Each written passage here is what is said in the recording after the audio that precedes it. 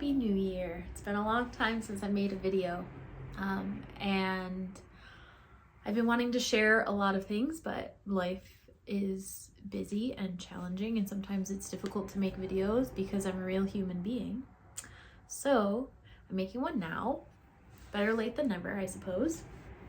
I still have yet to make a video about Rhinebeck. I'm sure Kim will want to share some of her experience as well, so I'll save most of that for another time. But I did start a project using a yarn that I got from Rhinebeck, so I'm going to share about that, and then maybe we'll do another video in the future. But I would like to share a finished garment, which is very exciting. I finally finished. Oh, it's the Jeju sweater by Agio Knits. I'm not sure if it's pronounced that way, but we're doing our best. I'm super happy with how it came out. So it's a drop shoulder construction. And it's got this split hem. Let's see. There we go. The split hem on the bottom, which is the first time I've done a split hem garment. And this is my first color work garment, which is very, very exciting. So there's a closer look. I love doing color work, and now I feel like I want to make so many color work projects. But I have a lot on my needles at the moment. I got a little excited with the new year and I cast on a few different projects. So that's just what it is. It's hard not to when you find so many great pieces and have yarn that you want to use up. Yeah, finished garment. I think I started this in April, so it's been a long time, but I did knit the Olga sweater, the blue and white striped sweater that I've shared in previous videos. I knit that. I took a break from this and knit that piece over the summer, and then got back to this in the fall, and I was hoping to have it finished by Thanksgiving so I could wear it for Thanksgiving. But I finished it just about a week after. So either way, it's still beautiful and I'm very excited. It's also like one of the first, so I made a sweater in this like ochre yellow color, and this is like made with the scrap yarn from that project. But these are like the only two like colors of sweater that I've made. Everything else is like gray and white. So I feel like this purple color is like something that I don't really have in my wardrobe, so I'm really excited to incorporate it. And it's so soft. I just love wearing it. It's so wonderful and soft. All of these yarns are gifts from Kim. So a few years ago for Christmas or my birthday, she gifted me the ochre yellow for another sweater. And then she had this really dark, like, I think it's called Bordeaux actually, a mohair that she wasn't going to use, so she gave it to me. And then we had been looking for months for the right shade of yarn to go with the mohair, and finally she had gifted that to me for my birthday in April, which is when I started this sweater. And it's just, they work really, really great together. Although people keep telling me it's my Gryffindor sweater, which I see now, but was not my intention. It's just a happy accident, I suppose. So I'm excited that that is finally finished. There is actually, so there's two sweaters using yarn that I got from Rhinebeck that I'm going to be sharing. One of them being that I finally began a sweater project for my partner. He always asks me when I'm going to make him a sweater, and I finally did.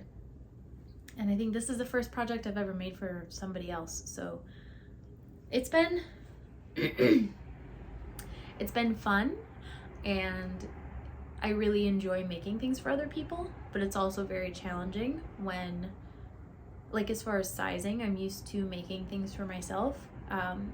So I've had to have him around to try it on and to measure. And so it just makes it more challenging because it's not as easy as just me measuring myself, for example. But this is the sweater. It's the Handsome sweater from Petite Knit. So it's got a raglan on each shoulder. It's top down knit, so you start with the neck actually, and then roll it and knit it together, and then you do the raglan and the body. And then I finally, this yarn is, I think, one of the smallest I've worked with, especially for a sweater. It's just a really fine gauge yarn. I think this would be sport weight, perhaps. But this project has taken me so long. I wanted to have it done for Christmas, but I didn't anticipate just how long it would take making a man-sized sweater with such a fine gauge yarn. Because I think for every sweater I've made for myself, it's more of a cropped fit, or like oversized in the body and like shorter, or I'm sorry, oversized in the like shoulders and arms and cropped kind of in at the body. But this one is like a full normal length. And it just takes so long. I've worked on it for a long time. I tried to, at one point I was tracking my hours to see how long it would take me to knit a sweater.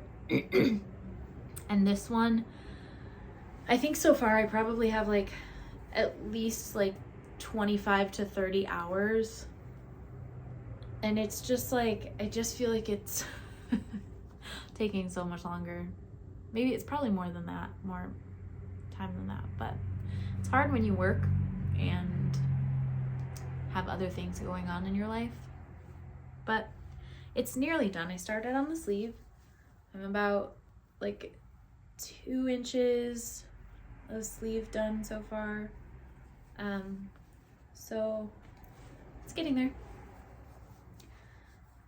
But it's just a fun project because every time he sees me working on it, he's excited to wear it. So it just brings me joy, at least, to see that he's excited to wear something that I made.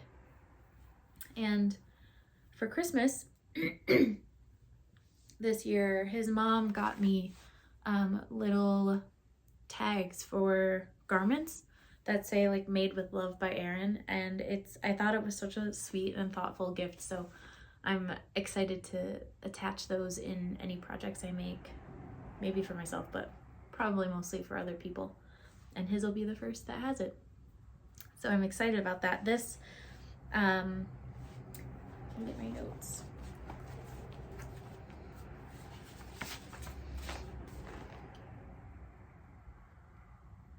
So I don't recall the farm. It is a sport weight yarn. None of the skeins that I got have tags on them. And I think I have the business card from the vendor somewhere, maybe in my wallet. But it was a yarn that I got at Rhinebeck. It's this really nice, like, gray. It's very rustic. There's some, like, there's definitely some hay in there. It's really lightweight. This material that is knitting up is, like, this sweater weighs nothing. It just feels so light and poofy, and like the yarn is really squishy. There's a few parts that when I started knitting this, I was not excited about. Is this, it's hard to tell without seeing it in person, but there's like some really thin spots. I feel like this yarn, though, I don't know if it's just the way it was spun, but there's certain parts of it that are like really normal sized, I guess, and then parts randomly that'll be so thin it is shocking. I feel like it'll break apart. And that happened a lot with the first skein that I used, but it hasn't been happening as much now that I've been working on the body. So I don't know if it was just a fluke skein, but it's not my favorite yarn to work with, but I am happier now than I was with that beginning, like the German short rows. I was just feeling really disappointed in the yarn, but now I'm feeling better about it. So that is that project. Soon to be done, hopefully. Another one I casted on is this yarn that I've had in my stash for a while. I had intended to make like a waffle loop sweater with it, but I don't think I have enough for a sweater. So I cast on the Roberta vest, which is like a textured vest pattern by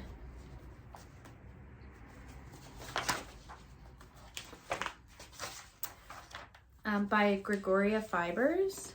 I'm going to show you the picture of it. So it looks like this.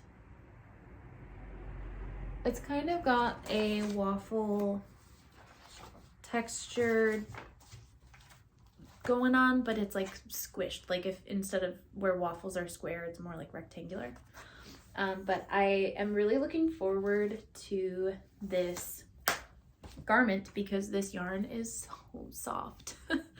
So this is it. It's a very nude, which I do feel like it will make me look like I'm naked because it's like the same tone as my skin. But I have some plans with what I could wear it with that it won't look so bad. So this one is a bottom up construction. So this is the bottom band. I haven't gotten very far, but we'll get there. Also, when I was at Rhinebeck, I got these adorable stitch markers. Let's see if you can. It's a little strawberry. They're ceramic. It's the Holland Hoof. They make the most beautiful things in the whole world. They're so gorgeous. But it's a little strawberry, and then one had a little ladybug, and the other had a strawberry leaf, and I love them. I love them so much. But this is, I don't recall. This was like from my local yarn shop.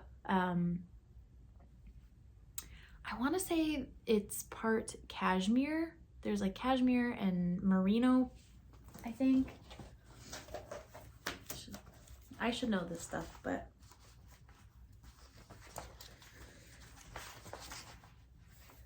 yeah, I don't have the info for that. But I'm holding it with Knitting for Olive silk mohair in the mushroom rose color. So it's giving it this really nice halo. It's like a little bit pink and like peachy, and I love it a lot. It's so soft. I want to knit with this forever because it just is so comfy, especially in winter. It's like the perfect winter knit. So that is coming along slowly but surely. But I've been working on another project, which has, at least this week, taken up all of my time because I'm so excited about it. And it is a Maggie cardigan. So this is Petite Knits Maggie cardigan. Because when we were at Rhinebeck, we were standing on the hill. I made eye contact with this girl who was wearing this beautiful like gingham, I think it was a dress or a skirt. Either way, it was like a gingham pattern skirt, and she was wearing a cardigan in this color, and I I could not stop thinking about that color cardigan for the rest of the trip. And I told Kim, I said, if I find that yarn, I am getting it and I'm making a cardigan because it just is so beautiful. And I found a yarn that is close. It's not the same thing, but it's really close. Because so the girl's cardigan was this beautiful, like bright orange color, but it must have had a mohair or something, because it was like, it had this halo, it was really soft.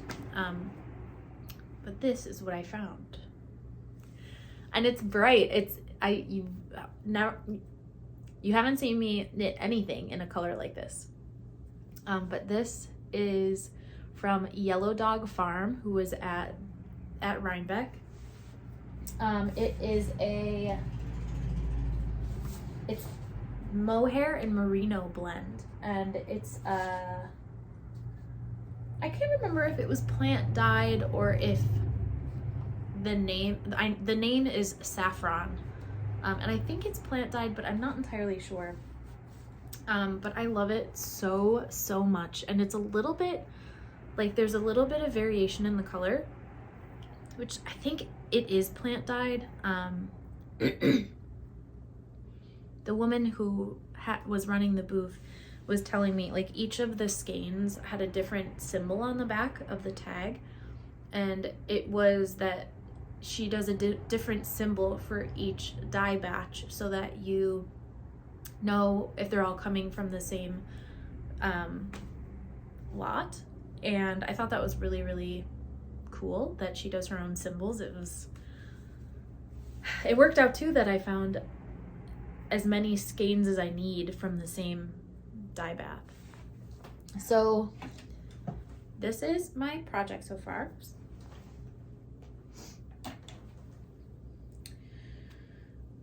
Which I'm in the middle of a row, so maybe I should just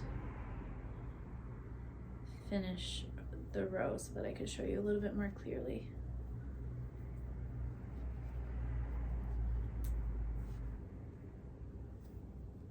I'm gonna talk for a minute while I'm knitting.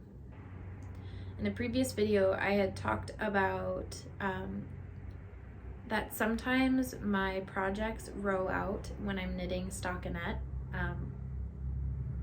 And basically that just means, for anyone who doesn't know, it just means that your purl stitches are more loose than your knit stitches when you're working flat, at least.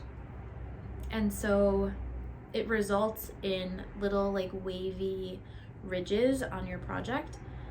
And in order to avoid that happening, some people use, like if you're using a needle that is interchangeable, Kim, for example, will do this. She has a different size needle on either end of her cable, and essentially it helps. So whatever size needle, whether it's bigger or smaller, if she's like knitting tighter or looser, it is on the correct side. So she's like purling with the smaller needle and knitting with the bigger needle, for example. And for me, what I find helps avoid rowing out is on my knit side, I knit through the back loop, and when I purl, my purl is a twisted stitch, so then knitting through the back loop untwists it. But it's a way for me to purl a little bit tighter, so it ends up with a more even stockinette.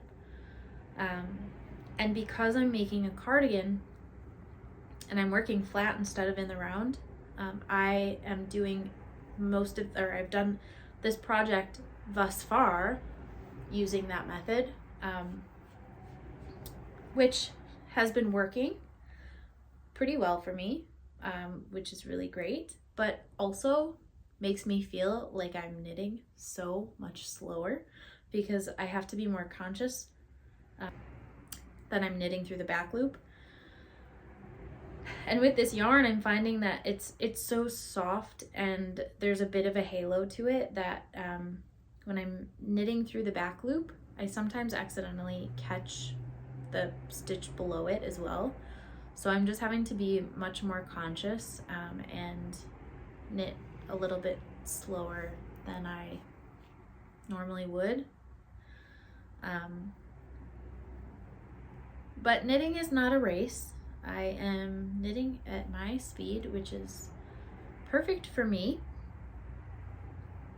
And that's that. And I also want to share a little bit of life stuff.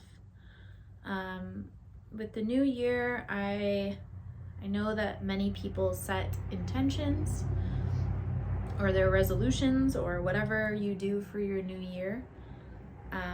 And I've been finding that this week that has gone by of the new year has been such a struggle, not just for me, but a lot of people around me are struggling with various mental health issues, with many things, especially after the holidays. It's tough for a lot of people. And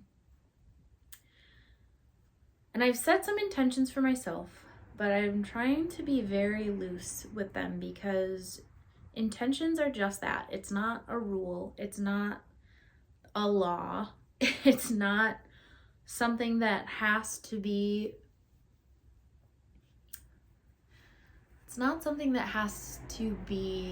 like immediate. Intentions are meant to be worked at. You're not a perfect human being. We live in a society that is like built on efficiency, I suppose, or just constant busyness. You're working, you're grinding, you're always moving. Everything's very, very fast paced, and I find that it makes it very challenging to slow down and stop and think and take care of yourself. And there's a lot of pressure around the new year to change who you are. And I just think it's a really nice reminder that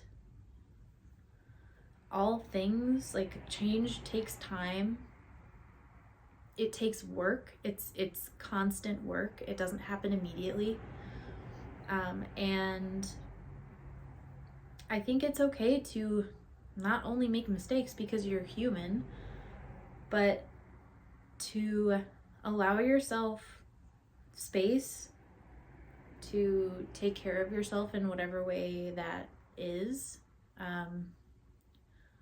It's important to feel what's going on, to process your emotions and not just harbor them or take them out on other people. I know it's very easy to say, much more challenging in practice, but I think those are things that I'm trying to work on myself this year.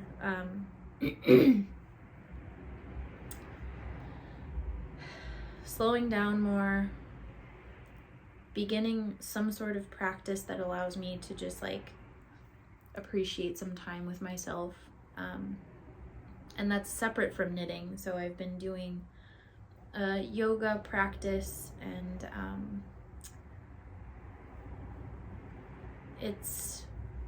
I think it's just really important to take some time for yourself. And that is that.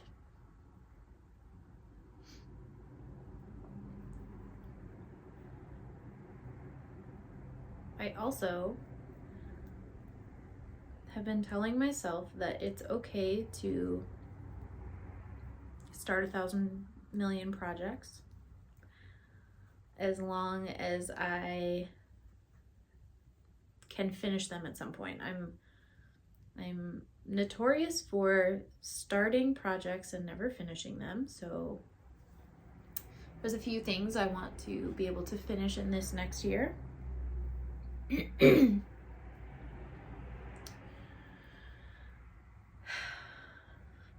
But I think the most important thing that I'd like to do this year is just get through it. Just exist and appreciate what I have around me, and spend time out in nature, and spend time creating projects and relationships and building friendships, and just existing around other human beings. And going back to Rhinebeck.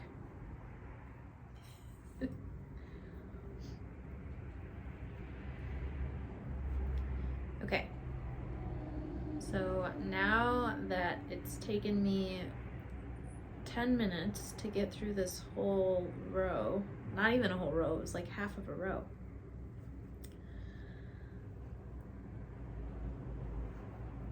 I'll show you what it looks like. And a lot of the yarns that I got at Rhinebeck this year were plant dyed. I got another, or most of them were plant dyed, and one is a like recycled fibers, which I think is really cool. Okay, I did it. So the Maggie cardigan is a very, very interesting construction. I mean, most of the projects you've seen me do are all new to me. The only one that I've ever done multiple of is the Louvre sweater. So this one is very fascinating. It's got, like, you start with the back section, which is like a trapezoid situation. And then you do some little, it is almost like a raglan, but not. Like, it's hard to see. I know I'm losing light, and I'm very sorry about that. But so this is the front, this is like the shoulder, and this section is the arm. But there's like a raglan section that goes over the shoulder and down the side.